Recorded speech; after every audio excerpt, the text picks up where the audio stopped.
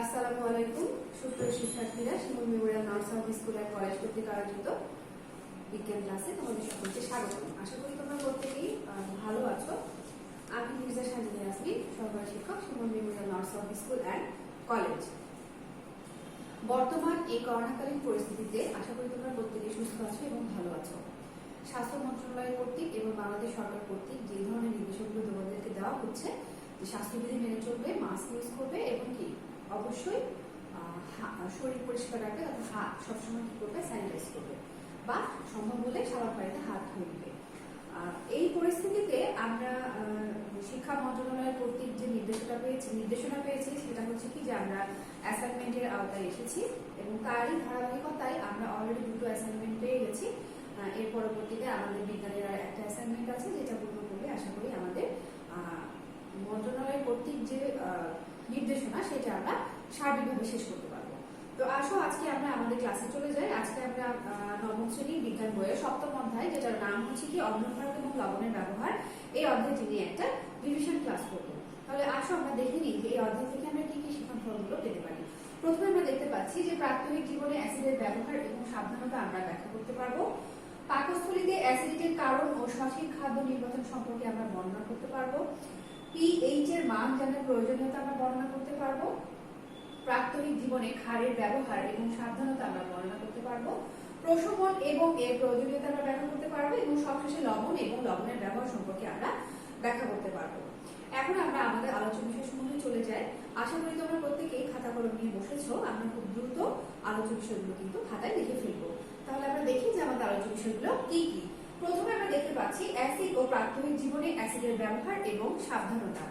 2 নম্বরে আমরা দেখতে পাচ্ছি যে পাকস্থলীতে অ্যাসিডের কারণ ও সঠিক খাদ্য নির্বাচন। পিএইচ এর মান জানার প্রয়োজনীয়তা, প্রাত্যহিক জীবনে ক্ষারের ব্যবহার এবং সাবধানতা, প্রশমন এবং এর প্রয়োজনীয়তা এবং 6 নম্বরে আমরা দেখতে পাচ্ছি লবণ এবং লবণের ব্যবহার। তাহলে আসো আমরা আমাদের মূল আলোচনায় চলে যাই। প্রথমে আমাদের যে আলোচনার টপিক সেটা হচ্ছে কি অ্যাসিড। অ্যাসিড কি? অ্যাসিড কি করে? মূলত হাইড্রোজেন আয়ন তৈরি করে, ঠিক আছে। তবে কিছু কিছু অ্যাসিড আছে যে অ্যাসিডগুলো কি হয়, সাধারণত পানিতে পুরোপুরিভাবে বিয়োজিত হয় না, অর্থাৎ পানির সাথে পুরোপুরিভাবে মিশে যায় না। এর আংশিকভাবে এর কিছু অংশ বিয়োজিত হয় অথবা মিশ্রিত হয়। অর্থাৎ অ্যাসিডে যতগুলো অণু থাকে তার সবগুলো কিন্তু হাইড্রোজেন আয়ন তৈরি করতে পারে না। সেই জন্যই এই অ্যাসিডগুলোকে দুর্বল অ্যাসিড বলে। অর্থাৎ যে অ্যাসিডগুলো আমাদের পুরোপুরি পানির সাথে বিয়োজিত হতে পারে না, পুরোপুরি মিশে যেতে পারে না, সেগুলো হচ্ছে কি আমাদের দুর্বল অ্যাসিড। আর যে অ্যাসিডগুলো আমাদের পানির সাথে সম্পূর্ণরূপে বিয়োজিত হতে পারে সেগুলো হচ্ছে আমাদের শক্তিশালী অ্যাসিড। তো দুর্বল অ্যাসিডের মধ্যে বেশ কিছু অ্যাসিড আমরা প্রাকৃতিক জীবনে ব্যবহার করে থাকি, যেমন কার্বনিক অ্যাসিড, যেমন কি ভিনেগার, এগুলো হচ্ছে আমাদের দুর্বল অ্যাসিড। এছাড়া আমরা জানি যে সকল অ্যাসিডগুলো সাধারণত শক্তিশালী, অর্থাৎ পানির সাথে বিয়োজিত হতে পারে, বিয়োজিত হয়ে হাইড্রোজেন আয়ন উৎপন্ন করতে পারে, সেগুলো হচ্ছে আমাদের শক্তিশালী অ্যাসিড, যার মধ্যে উল্লেখযোগ্য নাম আমরা ছোট ক্লাস থেকে পড়ে এসেছি কি সালফিউরিক অ্যাসিড, এর মধ্যে রয়েছে নাইট্রিক অ্যাসিড, হাইড্রোক্লোরিক অ্যাসিড ইত্যাদি অ্যাসিডগুলো হচ্ছে আমাদের শক্তিশালী অ্যাসিড। এখানে আমি কিছু চিত্র রেখেছি স্ট্রং অ্যাসিডস এবং উইক অ্যাসিডস, অর্থাৎ শক্তিশালী এবং দুর্বল অ্যাসিডের কিছু চিত্র। তার মধ্যে এখানে দেওয়া হয়েছে কি হাইড্রোক্লোরিক অ্যাসিড, নাইট্রিক অ্যাসিড, তারপরে সালফিউরিক অ্যাসিড, হাইড্রোব্রোমিক অ্যাসিড ইত্যাদি যে অ্যাসিডগুলো রয়েছে এগুলো হচ্ছে আমাদের শক্তিশালী অ্যাসিড। আর এই দুর্বল অ্যাসিডগুলোর মধ্যে রয়েছে কি অক্সালিক অ্যাসিড, তারপরে হচ্ছে nitrous acid, benzoic acid, acetic acid, formic acid ইত্যাদি হচ্ছে আমাদের দুর্বল অ্যাসিড। এই দু ধরনের অ্যাসিডই কিন্তু আমাদের প্রাত্যহিক জীবনে ব্যবহৃত হয়। তবে সেক্ষেত্রে আমরা প্রাত্যহিক জীবনে নরমালি ব্যবহারের ক্ষেত্রে কিন্তু আমরা সাধারণত দুর্বল অ্যাসিডগুলো ব্যবহার করে থাকি। শক্তিশালী যে অ্যাসিডগুলো এগুলো সাধারণত রাসায়নিক পরীক্ষাগারে ব্যবহার করা হয়ে থাকে। এখন আমরা দেখি যে প্রাত্যহিক জীবনে অ্যাসিডের ব্যবহার এবং সাবধানতা। আচ্ছা, ছোট্ট একটা উদাহরণ আমরা টানি। বোলতা এবং বিচ্ছু সম্পর্কে আমরা জানি, আমরা এর আগে আলোচনা হয়েছে আমাদের ক্লাসে। আজকেও আমরা সেরকমই কিছু একটা আলোচনা করবো যে বোলতা বা বিচ্ছু যখন আমাদেরকে কামড় দেয় তখন কি হয়, আমাদের সেই কামড়ের স্থানটা কিন্তু জ্বালা করতে থাকে, তাই না? কারণ কি থাকে, বোলতা বা বিচ্ছুর গুলি কি থাকে, হিস্টামিন নামক এক ধরনের ক্ষার থাকে। এই ক্ষার কি করছে, যখন আমাদের যে স্থানে কামড় দেয় সেখানে কি করে, জ্বালা সৃষ্টি করে। তাহলে ওই সব ক্ষেত্রে আমাদেরকে কি করতে হবে, ওই যে ক্ষারের জন্য আমাদের কামড়ের স্থানটা জ্বালা করছে সেই জ্বালা নিবারণের জন্য আমাদেরকে এমন কিছু প্রয়োগ করতে হবে যার ফলে কি হবে, আমার ওই ব্যথা নাশক হবে বা উপশম হবে সেই জ্বালা জ্বালা জায়গাটায় বা সেই কামড়ের জায়গাটায়, তাহলে আমরা কি করতে পারি যে হিস্টামিন যেহেতু ক্ষার, এই ক্ষারকে প্রশমিত করার জন্য অর্থাৎ ক্ষারের তীব্রতা কমানোর জন্য আমাকে কি করতে হবে, আমাকে অবশ্যই সেখানে একটা অ্যাসিড ব্যবহার করতে হবে। এই অ্যাসিড যদি আমি ব্যবহার করি তাহলে কি হবে, আমার জ্বালা নিবারণ হয়ে যাবে। এই অ্যাসিডের ক্ষেত্রে দেখো আমরা প্রাথমিক জীবনে বলেছি ভিনেগার ব্যবহার করি, অর্থাৎ বলতে পারবে চুলগুলোর কামড়ের স্থানটা যদি আমরা ওখানে ভিনেগার ইউজ করি একটা কস্টলি করে বা টিস্যুতে করে, তাহলে কি হবে, আমার কিন্তু তাৎক্ষণিক ব্যথাটা উপশম হবে বা জ্বালাটা নিবারণ হবে। আবার বেকিং সোডাও কিন্তু ওয়ান কাইন্ড অফ অ্যাসিড। এই অ্যাসিডটা যদি আমরা ব্যবহার করি, বেকিং সোডা যদি আমরা ব্যবহার করি, সেক্ষেত্রেও কিন্তু কি হবে, আমার আক্রান্ত স্থানটা জ্বালা কমে যাবে। অর্থাৎ কি করছে, ওই ক্ষারকের সাথে আমার ভিনেগার বা বেকিং সোডা বিক্রিয়া করে সেখানে কি করছে, আমার ক্ষারগুলোকে নিষ্ক্রিয় করে ফেলছে, যার ফলে আর জ্বালা থাকছে না। এখানে আরেকটা আমরা চিত্র দেখতে পাচ্ছি, একটা অ্যাসিড ট্রেন বা অ্যাসিড নিক্ষেপের চিত্র। ঠিক আছে, এইটা হচ্ছে আমাদের, আমরা প্রথম যেটা বললাম সেটা হচ্ছে আমাদের অ্যাসিডের ভালো দিক, অর্থাৎ আমাদের প্রাথমিক জীবনে যেভাবে আমরা অ্যাসিডগুলোকে কাজে লাগাই। এখানে আমরা যেটা দেখতে পাচ্ছি, এটা একটা কি গুরুতর অপরাধ। বর্তমান বাংলাদেশ সরকার কি করেছে, এই অ্যাসিড ট্রেইং এর সর্বোচ্চ শাস্তি কি দিয়েছে, মৃত্যুদণ্ড। 1905 সালে যে ধারাবাহিকতায় যে আইন করা হয়েছে, সেই আইনের আলোকে কিন্তু অ্যাসিড ট্রেইং এর সর্বোচ্চ শাস্তি দেওয়া হয়েছে কি, মৃত্যুদণ্ড। এই অ্যাসিড ট্রেইং একটা সামাজিক অপরাধ। বর্তমানে কিন্তু অধিকাংশ ক্ষেত্রে দেখা যায় যে কোনো ধরনের পারিবারিক দ্বন্দ্ব বা সামাজিক দ্বন্দ্ব, যে কোনো ধরনের রেষারেষিমূলক কার্যক্রম, এই ক্ষেত্র থেকে দেখা যাচ্ছে কি যে এই ধরনের গুরুতর অপরাধগুলো হয়ে থাকে। আমাদের প্রত্যেকের উচিত এই ধরনের অপরাধগুলো থেকে কি নিজেদেরকে বিরত রাখা। এরপর আমরা দেখি যে পাকস্থলীতে অ্যাসিডিটির কারণ ও সঠিক খাদ্য নির্বাচন। অ্যাসিডের আমরা ভালো দিক পড়লাম, অ্যাসিডের আমরা খারাপ দিক পড়লাম। এরপরে আমরা দেখবো যে আমাদের শরীরেও যে কিছু অ্যাসিড ক্রিয়া করে সেই সম্পর্কে আমরা জানবো। আমরা জানি পাকস্থলীতে অ্যাসিডিটি, দ্যাট মিন্স অ্যাসিডিটির প্রবলেম সম্পর্কে কিন্তু আমরা অনেকেই জানি এবং অনেকে আমরা এই ধরনের প্রবলেমগুলো ফেস করি। আসলে ভয়টা কি সেটা সম্পর্কে আমরা জানি। এই যে আমাদের পাকস্থলী, এই পাকস্থলীর মধ্যে কিন্তু HCl অর্থাৎ হাইড্রোক্লোরিক অ্যাসিড নামক এক ধরনের অ্যাসিড রয়েছে, যে অ্যাসিডটা কিন্তু আমাদের যে খাবারগুলো আমরা গ্রহণ করি, সেই খাবারগুলো গ্রহণের পর আমাদের পাকস্থলীতে যে এনজাইমগুলো থাকে, এগুলো সহায়তায় কিন্তু অ্যাসিডটা নরমালি উৎপন্ন হয়। হাইড্রোক্লোরিক অ্যাসিড কি করে, আমাদের কিন্তু হজম ক্রিয়ায় সহায়তা করে। কিন্তু যদি কোনো কারণে এই অ্যাসিডিটির পরিমাণ, অর্থাৎ পাকস্থলীতে হাইড্রোক্লোরিক অ্যাসিডের পরিমাণটা বেড়ে যায়, তখন কিন্তু আমাদের কি হয়, অ্যাসিডিটির উদ্রেক হয়। তো ওই অ্যাসিডিটির উদ্রেক হলে আমরা কি করি, সাধারণত অ্যান্টাসিড জাতীয় ঔষধ খাই। এই অ্যান্টাসিড জাতীয় ওষুধের মধ্যে কি আছে, ক্ষার আছে, যা কি করছে, ওই যে অ্যাসিডিটি অ্যাসিড, সেই অ্যাসিডটাকে কি করছে, ক্ষার প্রশমিত করছে, যার ফলে কি হচ্ছে, আমাদের স্বস্তি লাভ হচ্ছে। ঠিক আছে, সাধারণত এই যে অ্যাসিডের মাত্রা যদি কোনো কারণে বেড়ে যায়, সেক্ষেত্রে আমরা সেই অবস্থাটাকে বলি হচ্ছে কি অ্যাসিডিটি। বিশেষ করে অতিরিক্ত চা, মশলা বা স্পাইস যুক্ত খাবার, তেল মশলা, চর্বি জাতীয় খাবার খেলে কিন্তু আমাদের এই অ্যাসিডিটির পরিমাণটা বেড়ে যায়। সেক্ষেত্রে কি করতে হবে, আমাদের অবশ্যই এই ধরনের খাবারগুলো এড়িয়ে চলতে হবে, যতটা সম্ভব খেতে হবে, কিন্তু কি পর্যাপ্ত পরিমাণে না, স্বাভাবিকের চেয়ে আমরা চেষ্টা করবো আরো একটু কম খাবার, কারণ এগুলো সাধারণত আমাদের পাকস্থলীতে হজম ক্রিয়ায় সমস্যা তৈরি করে থাকে। যেমন অ্যাসিডিটি একটা কিন্তু বেশ ভালো সমস্যা, কারণ কি অ্যাসিডিটি যদি এভাবে আমাদের চলতে থাকে, তাহলে অনেক সময় কি হয়, সেখানে একটা আলসার হওয়ার সম্ভাবনা থাকে। তো আমাদের কি করতে হবে, শাকসবজি বেশি পরিমাণে খেতে হবে, পানি পর্যাপ্ত পরিমাণে পান করতে হবে এবং পর্যাপ্ত পরিমাণে কি করতে হবে, ঘুমাতে হবে। এছাড়া যদি আমরা পুঁই শাক খাই, পুঁই শাক কিন্তু আমাদের অ্যাসিডিটিটা নিবারণ করে। ঠিক আছে, আমরা এখানে দেখতে পাচ্ছি একটা চিত্র, যেখানে কি হয়, অ্যাসিডিটি হলে আমাদের সাধারণত কি হয়, পেটটা জ্বালাপোড়া করে এবং পেটের পেইন হয়। এখন আমরা দেখবো পিএইচ স্কেল এবং পিএইচ মান জানা প্রয়োজনীয়। তো পিএইচ স্কেলটা কি, পিএইচ স্কেল হচ্ছে যে একটা খাবার সেটা ক্ষারীয় নাকি সেটা অম্লীয় নাকি তার মাত্রাটা নিরপেক্ষ, এটা নির্ধারণ করার জন্য এক ধরনের স্কেল ব্যবহার করা হয়, সেটাকে আমরা বলি হচ্ছে কি পিএইচ স্কেল। এখানে দেখো 0 থেকে 14 পর্যন্ত কি একটা নম্বর দেয়া রয়েছে সিরিয়ালি। এখানে 0 থেকে 7 পর্যন্ত আমার যে সংখ্যাগুলো রয়েছে, অর্থাৎ 0, 1, 2, 3, 4, 5, 6, যদি কোনো খাবারের পিএইচ মান 2 হয় আর 3 হয়, 5 or 6 যদি হয়ে থাকে বা 0 যদি হয়ে থাকে, আমাদেরকে ধরে নিতে হবে কি তার মানটা হচ্ছে অ্যাসিডিক।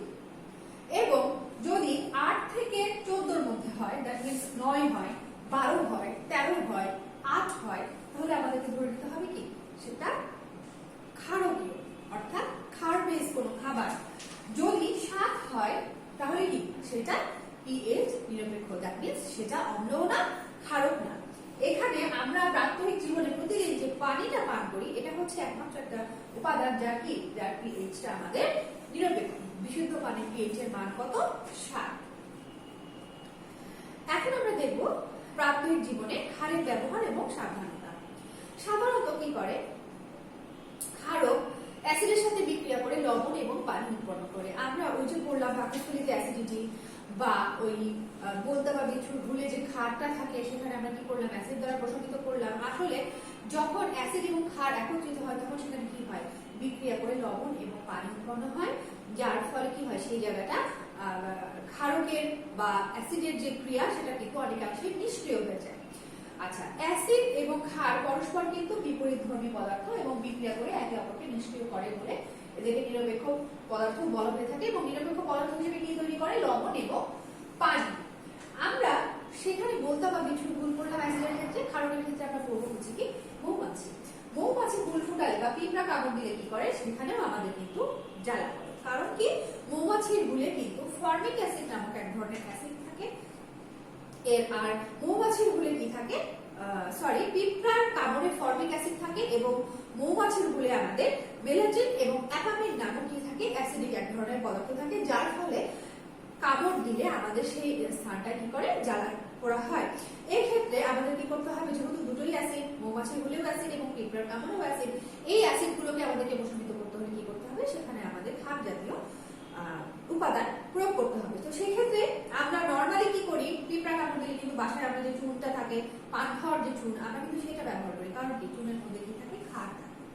তো এই চুনের কি থাকে ক্ষার থাকে, যা মূলত জিঙ্ক বা ক্যালামিন জাতীয় পদার্থ, যার ফলে কি হয় আক্রান্ত স্থানে যদি লাগানো হয় সেখানে কি করছে আমার জ্বালা পোড়া নিবারণ হচ্ছে এবং সেই সাথে অ্যাসিড ক্ষারের সাথে বিক্রিয়া করে খুব স্লাইটলি লবণ পানি উৎপন্ন করছে।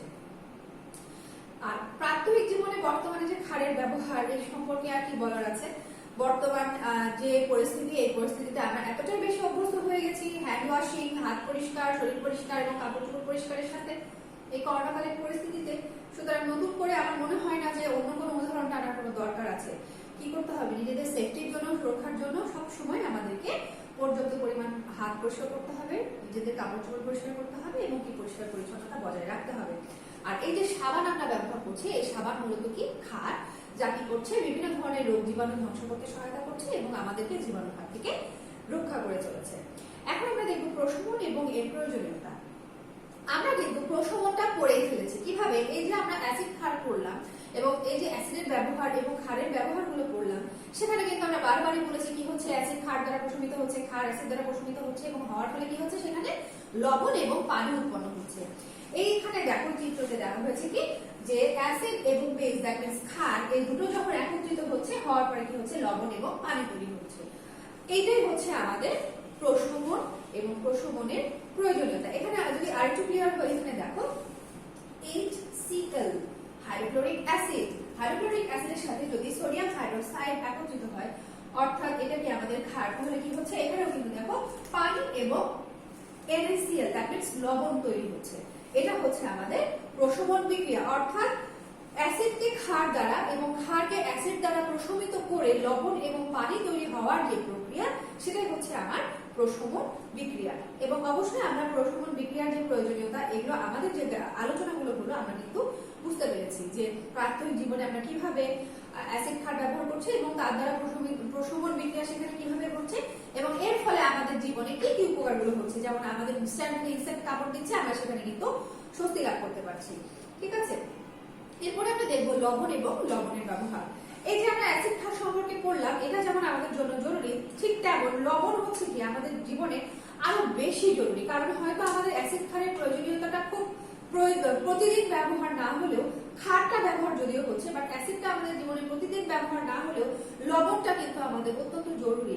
কারণ কি যে আমরা যে খাবারটা খাই প্রতিদিন, নর্মালি প্রত্যেকটা খাবারে কিন্তু আমরা কি করছি লবণ ব্যবহার করছি। লবণ ছাড়া কিন্তু আসলে কোনো খাবার খাওয়া যায় না। সুতরাং খাবার ক্ষেত্রে কি এটা একটা উল্লেখযোগ্য ভূমিকা রয়েছে। ঠিক আছে, এর আগে যেমন এই যে তোমরা জেনেছো যে কি যে লবণ অ্যাসিড এবং ক্ষারকের বিক্রিয়ায় উৎপন্ন পদার্থ, অর্থাৎ এই যে অ্যাসিড ক্ষার প্রশমন বিক্রিয়ার ফলে কি হচ্ছে সেখানে লবণ এবং পানি উৎপন্ন হচ্ছে, লবণও কি একটা উল্লেখযোগ্য পদার্থ। আর এই যে আমরা বললাম খাবার, দেখো যে লবণের ব্যবহার বলতে সবার আগে কি আমাদের খাবারের কথা চলে আসে। এছাড়াও কিন্তু আমাদের কৃষি ক্ষেত্রে, শিল্প ক্ষেত্রে, ট্যানারি শিল্পে লবণ কিন্তু উল্লেখযোগ্য পরিমাণে ব্যবহার করা হয়ে থাকে। কৃষি ক্ষেত্রে কিরকম দেখা যাচ্ছে যে কোনো জমি আমার সেইখানে ফসল ফলাতে গেলে আমার জমির যে পিএইচ বা আমার যে জমির যে লবণ সেখানে কিন্তু আমাকে মেপে দেখতে হবে যে আসলে সেখানে পরিমাণ ঠিক আছে কিনা। যদি না থাকে আমাদের কি করতে হয়, কৃত্রিম ভাবে সারের সাথে মিশ্রিত লবণ কিন্তু আমরা সেখানে প্রয়োগ করি। শিল্প কারখানার ক্ষেত্রে যদি বলি, অবশ্যই আমরা যে ট্যানারি শিল্পে কি, সেই ট্যানারি কি আমাদের চামড়া যে শিল্প, চামড়া হচ্ছে একটা পচনশীল একটা দ্রব্য। তো এটাকে যখন সংগ্রহ করা হয়, ঠিক সংগ্রহ করার সাথে সাথে কিন্তু সেটাকে লবণ দিয়ে প্রসেস করা হয়, কারণ কি সেখানে কিন্তু ফাঙ্গাস বা কোনো ধরনের সংক্রমণ যেন না হতে পারে বা পচে যেন না যায়। সেই ক্ষেত্রেও কিন্তু আমরা এই শিল্প কারখানাগুলোতে লবণ ব্যবহার করে থাকি। এছাড়াও বিভিন্ন ধরনের রং শিল্পে, কাপড় শিল্পে, ডাইংয়ের ক্ষেত্রেও কিন্তু আমরা লবণ ব্যবহার করে থাকি। আমরা দেখতে পাচ্ছি লবণের ব্যবহার, অর্থাৎ যেটা আমরা বললাম যে প্রাথমিক জীবনে কিন্তু আমরা খাওয়া দাওয়ার ক্ষেত্রে সবসময় কিন্তু লবণ ব্যবহার করে থাকি। এই ছিল আমাদের আজকের আলোচনা। এখন আমরা আমাদের মূল্যায়নগুলো দেখবো যে আমাদের মূল্যায়নগুলো কি কি। আচ্ছা, প্রথমে আমরা দেখতে পাচ্ছি দুর্বল অ্যাসিড বলতে কি বুঝবো। আমরা কিন্তু বলেছি যে সকল অ্যাসিডগুলো সম্পূর্ণরূপে পানির সাথে বিয়োজিত হয়ে হাইড্রোজেন আয়ন উৎপন্ন করতে পারে না, সেগুলো হচ্ছে আমাদের দুর্বল অ্যাসিড, যেমন কি অ্যাসিটিক অ্যাসিড। আচ্ছা, আচার সংরক্ষণে কি ব্যবহার করা হয়? সাধারণত আমরা ভিনেগার ইউজ করে থাকি আচার সংরক্ষণের জন্য। আর ভিনেগার হচ্ছে অ্যাসিটিক অ্যাসিডের 5% দ্রবণ, অর্থাৎ ওইটাও একটা আমাদের মৃদু অ্যাসিড। মৌমাছি গুল ফুটালে জ্বালা করে কেন? আমরা মাত্রই পড়েছি মৌমাছি গুল ফুটালে কেন জ্বালা করে। কারণ কি থাকে, মৌমাছি গুলে অ্যাপামিন এবং মেলাচিন নামক এক ধরনের কি থাকে, অ্যাসিড থাকে, যা আমাদের কি করতে হয়, ক্ষার দ্বারা প্রশমিত করতে হয়, এবং এই অ্যাসিডের কারণে কিন্তু আমাদের গুল ফুটালে জ্বালা করে। প্রশমন কি? আমরা খুব সুন্দরভাবে আশা করি বলতে পারবো যে প্রশমন কি, যে অ্যাসিড এবং ক্ষারের বিক্রিয়ার ফলে সেখানে কি হচ্ছে, লবণ এবং পানি উৎপন্ন হওয়ার যে প্রক্রিয়া, সেটা হচ্ছে আমাদের প্রশমন। আচ্ছা, এই ছিল আমাদের মূল্যায়ন। আগামী দিন আমরা রিভিশন ক্লাস 1 করবো, নবম অধ্যায় দুর্যোগের সাথে বসবাসের উপর। অধ্যায়টি তোমরা খুব ভালোভাবে বাসায় চর্চা করবে। সকলকে অসংখ্য ধন্যবাদ জানিয়ে শেষ করছি।